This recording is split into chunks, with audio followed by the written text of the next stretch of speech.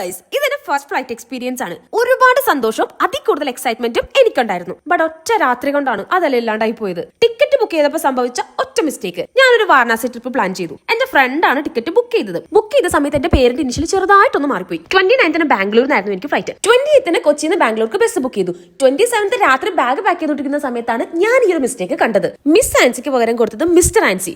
പണിപ്പാളി guys. അപ്പൊ തന്നെ രാത്രി ഏകദേശം 12 മണിയായിട്ടുണ്ട്.